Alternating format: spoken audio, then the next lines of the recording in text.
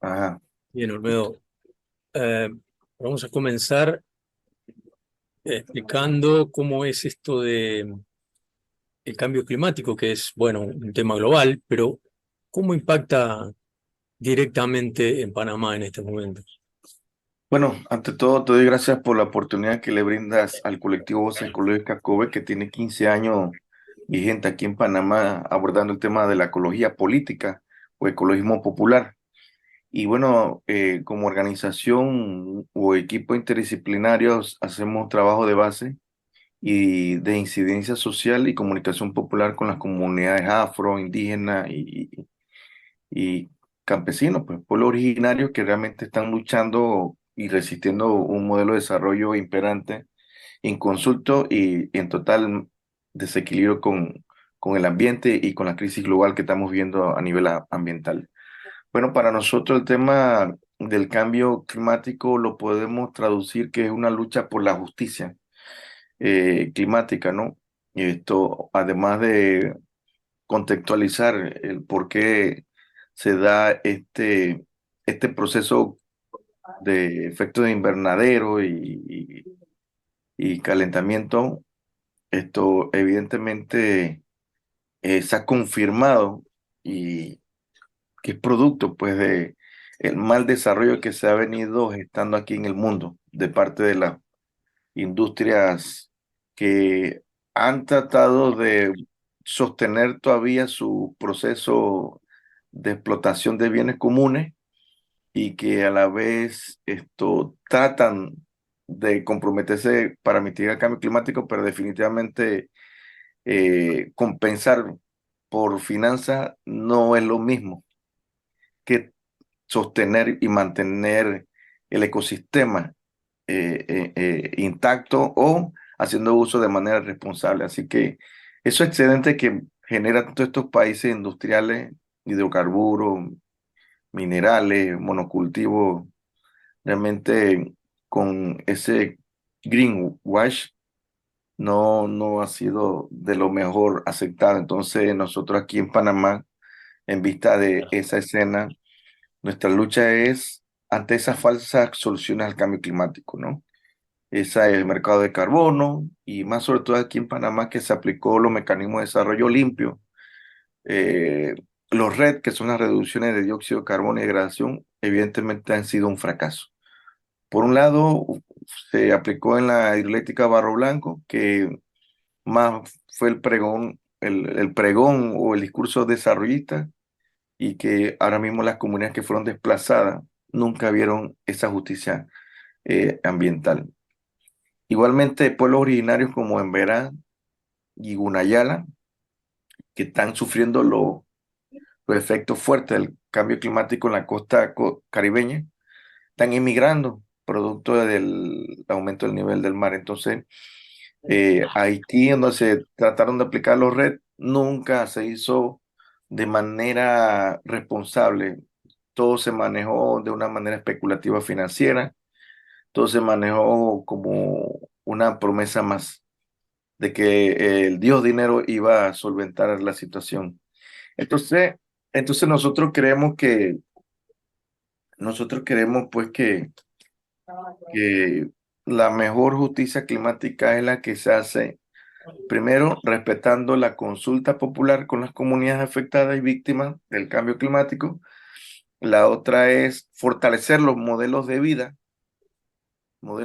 que ya vienen siendo inculcados entre generaciones, ¿no? Los proyectos de agroecología o cooperativismo rural o economía solidaria popular, turismo ecológico, que son proyectos que consensuan a la gente, mantienen su legado cultural y por supuesto mantienen un equilibrio con el ambiente. Así que en ese sentido es que nosotros podemos ver nuestro posicionamiento ante lo que es el cambio climático. ¿Y qué pasó con qué está pasando, mejor dicho, con el canal? Sí, producto pues de de lo que trasciende con el cambio climático, esto hay que reconocer que afecta muchos proyectos que requieren el consumo de agua. En este sentido, el canal de Panamá se abastece del río Chagre.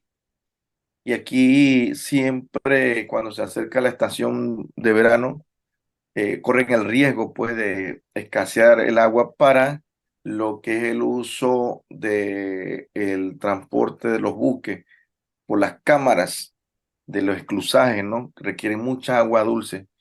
Cuestión que nosotros hemos señalado de que también debe haber otra manera de que se pueda hacer uso del agua del mar, porque esta agua que genera esta área, esta cuenca, eh, se está utilizando más para un fin industrial o comercial global que para el consumo humano. En este sentido, el Canal de Panamá, la ACP, que es la autoridad del Canal de Panamá, no le cede agua a la población panameña, es más, le vende el agua al Estado panameño.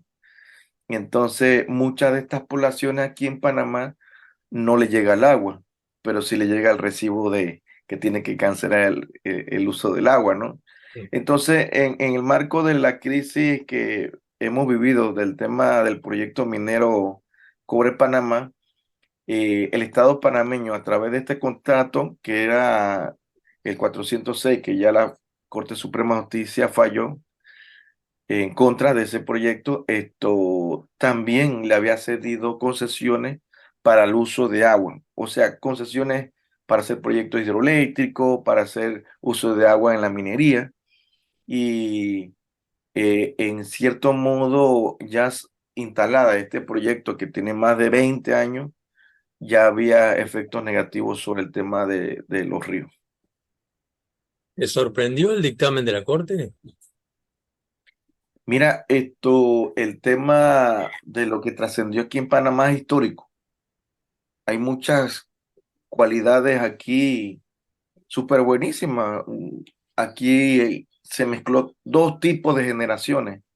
La generación de los 80 o 70, 80, 90, con la generación del 2000, dice uno, postindustrial o tecnológico, ¿no?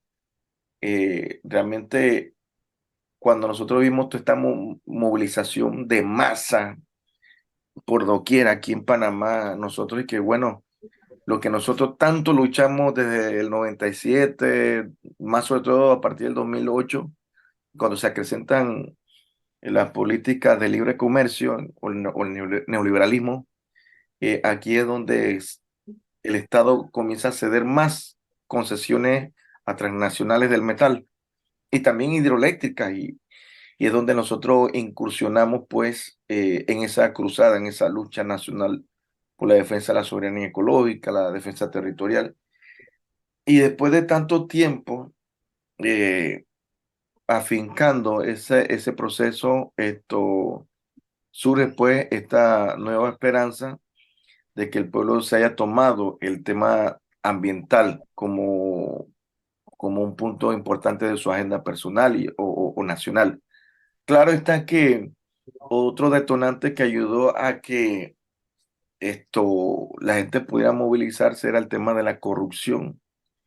La minera, como es de saber, es un modelo que genera codicia, corrompe, quiebra moral, compra político a gobernantes y ya agotada la gente de estos gobernantes post-invasión norteamericana, veían que cada 4 años los gobiernos legislaban para sus intereses personales, particulares, financieros.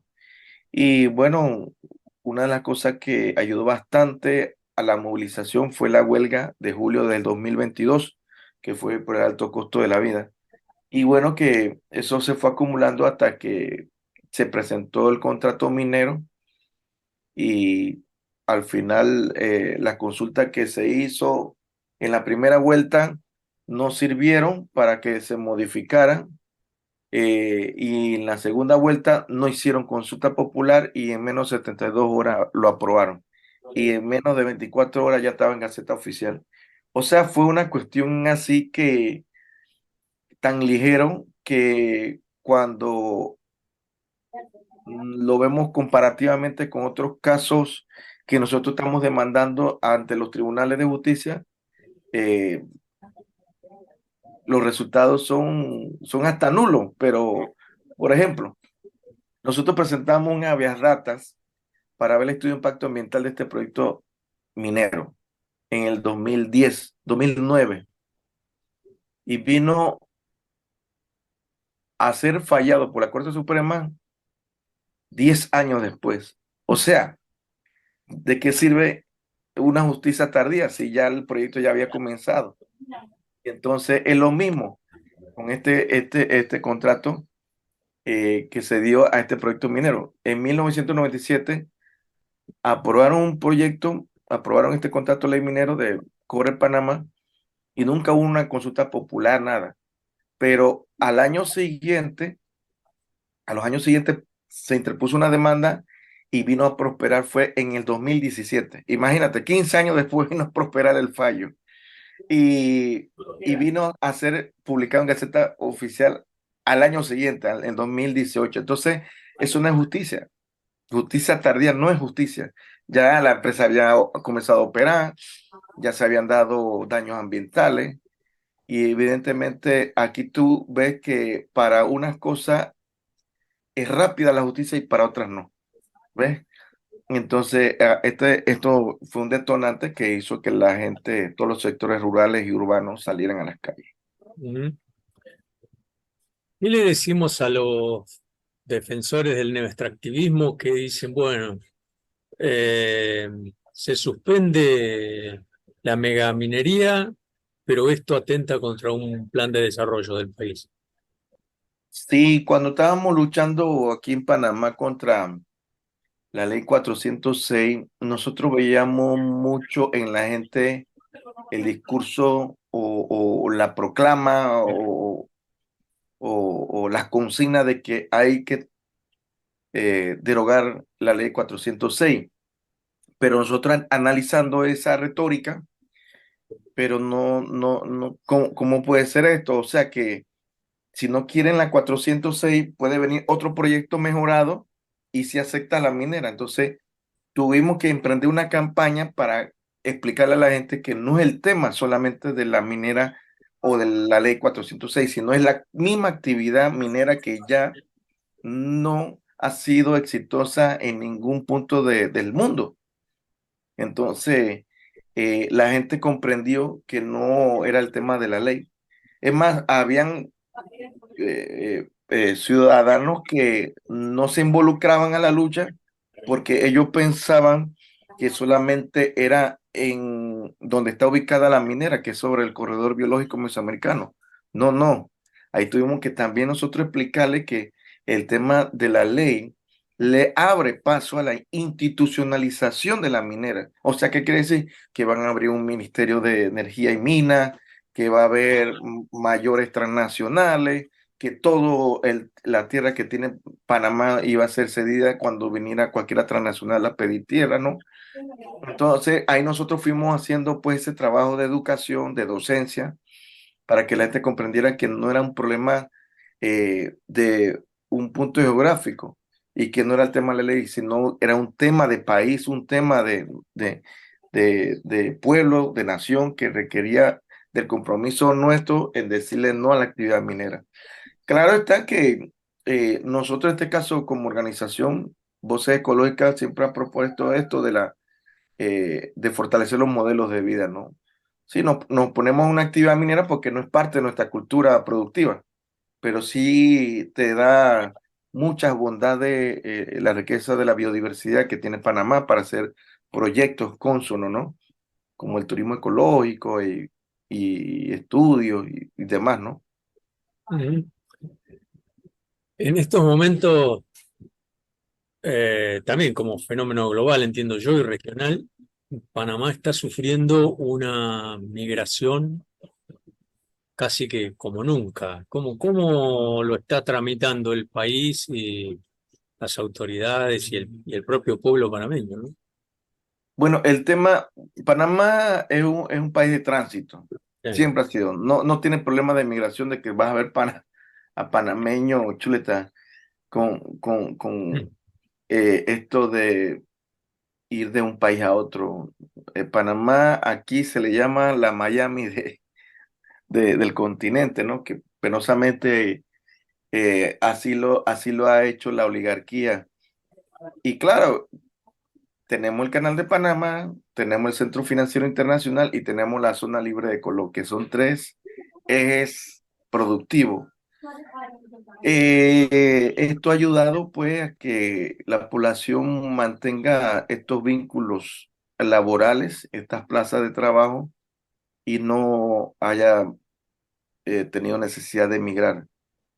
Pero en el tema de migración, como país históricamente ha jugado un papel geopolítico por el tema de trasiego de mercaderes, de capitales, y por supuesto, en el marco de esta crisis comercial o del capitalismo voraz y la ingobernabilidad a nivel global y más sobre todo en la región, esto ha generado pues de que muchos pobladores de otros países emigren hacia el supuesto sueño norteamericano. Y Panamá ha sido el puente. Y prácticamente aquí la política estatal, y no solamente con este gobierno, ha sido muy escasa o quizás nula de que cómo debe el Estado acuerpar a esos inmigrantes, porque la migración es parte de los derechos humanos y es una necesidad, no es una cuestión de que lo están haciendo por una aventura, lo que están transitando. Y nosotros en este caso hemos sido una organización que hemos denunciado también y hemos exigido a algunas organizaciones de derechos humanos, pues de que el Estado debe cumplir con acoger a todos esos inmigrantes. Evidentemente no hay un control y lamentablemente hay que también decirlo, el tráfico de inmigrantes también es un negocio para algunos grupos eh, que hacen fechoría. Entonces, en este sentido, nosotros nos solidarizamos, que casualmente estuvimos una vez también en la frontera con Guatemala y México y ahí vivimos también esa realidad de la migración de gente de Honduras, de Ecuador, de muchos países. Y ahí ves transitar ahí a niños, a jóvenes, a adultos. Y es muy triste el caso de Panamá, que pasa por el tapón de Darién, que es nuestra Amazonía, o el segundo pulmón de Latinoamérica después de la Amazonía, ¿no? Es muy duro porque es inhóspita esa selva y muchos seres han quedado ahí que no pudieron transitar, murieron, otros fueron secuestrados, otros no se saben dónde están. Es muy duro, es muy duro. Entonces, nosotros hicimos un llamado al Estado panameño para que realmente cumpla con las normas internacionales en derechos humanos para los inmigrantes. Bien. ¿Qué te parece qué tendrían que cambiar o qué se tendrían que crear en cuanto a instituciones políticas y de justicia para una plena vigencia de los derechos humanos?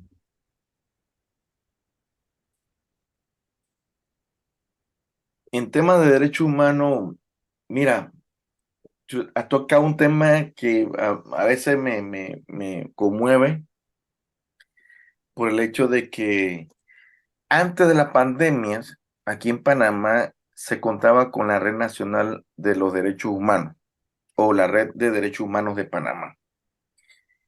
Lamentablemente se desapareció y lamentablemente debió estar en el tiempo de la pandemia como en esta crisis.